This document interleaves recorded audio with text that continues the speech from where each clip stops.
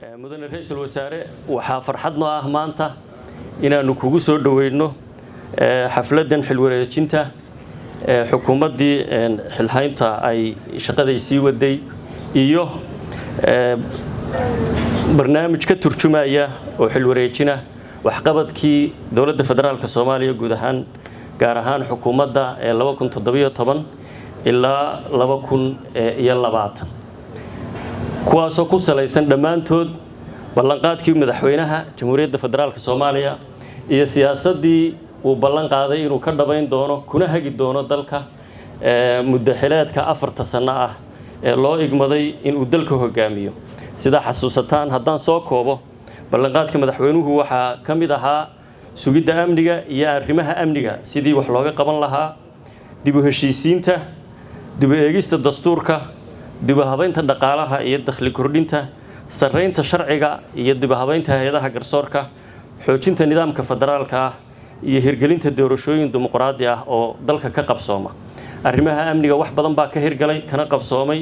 madaxweynuhu markii uu muddo kooban joogay xilka hayay waxa uu tagay wasaaradda gaashaandhigga oo aawada ogeydeen in uu muddo deganaa xafiis ay u ahayd xarun ay u ahayd waxa uu eegay sida ay u dhisan yihiin ciidankeena maamulkooda qaabka hagidooda waxa uu muuqatay in laga maarmaan tahay in ciidanka qaranka la diiwaan geliyo oo la ogaado qof kasta fayl yeesho qof kasta raadraac yeesho qof kasta meel loo maro yeesho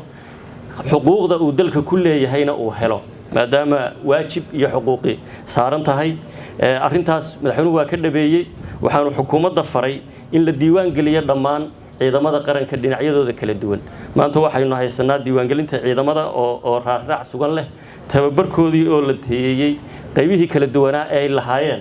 oo aad loo xoojiyay karti iyo awoodna maanta u leeyihiin in ay wiiqaan al-shabaab iyo nabadiidka amnigana gacanta ku hayaan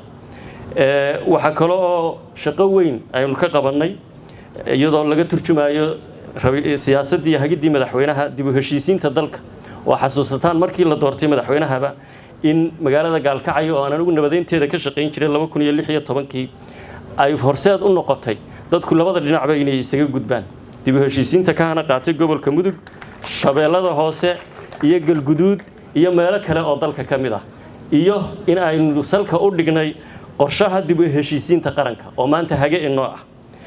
dib u eegista dastuurka oo dhameystiran dhinacyadeedii xagga farsamada guud ahaan cutubiyadii ay ka koobnayd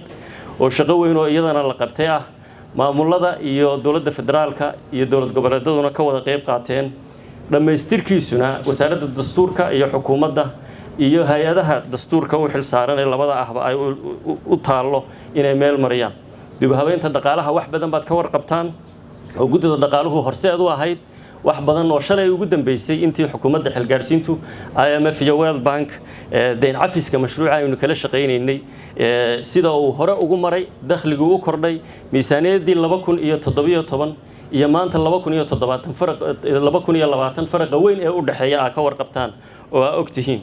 waxaanu dhaxalnay 25 wasaaradood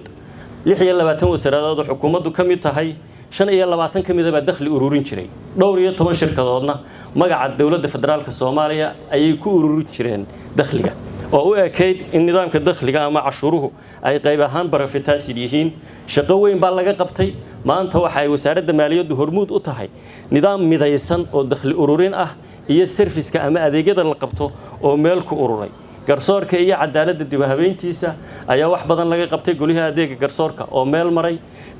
golaha shacabkana hor yaal jaranjarooyinka u harayna inay marta ay tahay iyo guddiga la dagaalanka musuqmaasuqa iyaduna ka mid ah halbeegyada dowladnimada muhiimka u ah mudane ra'iisul wasaare aragtida madaxweynuhu waxay ahayd dalkan in siyaasad iyo sharci lagu kala hago intii xukuumaddani shirtay 760 sharci iyo heshiis oo caalami ah ayaa maray 23 kamid ah way dhaqan galeen oo madaxweynuhu uu saxeexay marka waxay tusaysaa in sharciga iyo nidaamku halbeeg iyo hage u yihiin dalkan waxa aynu ku shaqeynayno Soomaali ku wada joogi karto kuna mid ahaan kartaa ay tahay sharci iyo nidaam iskaashi caalamiga ah ayaa qayb kale weyn ah madaxweynuhu hormuud ka ahaa isdhexgalka dhaqaale ee geeska Afrika oo ay macnaheedu tahay isdhexgalka ummadda Soomaaliyeed ee geeska Afrika degta Soomaalida geesku qoomiyad ahaan waa ummadda ugu ballaaran juqraafiga ay degan tahay ummadda geeska Afrika oo dhan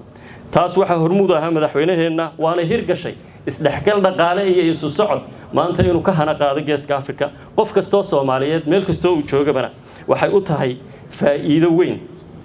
doorashooyinka ayaa ugu dambeeyay baarlamaanka iyo xukuumaddu waxay ansiyeen sharcigii doorashooyinka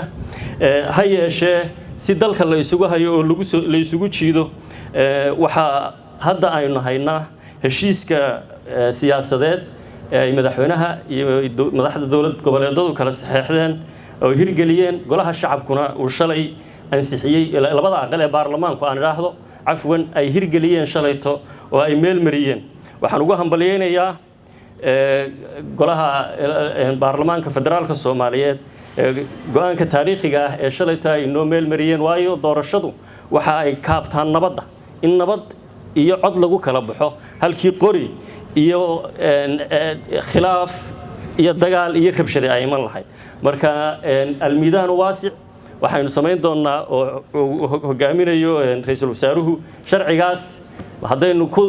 xisaabtano heshiiska waxay noo furayaa fursadna inoo siinaya in miidaan ballaaran oo lagu tartami karo aynu helno ugu dambeyntii waxaan soo dhaweynayaa ra'iisul wasaaraha xukuumadda federaalka Soomaaliya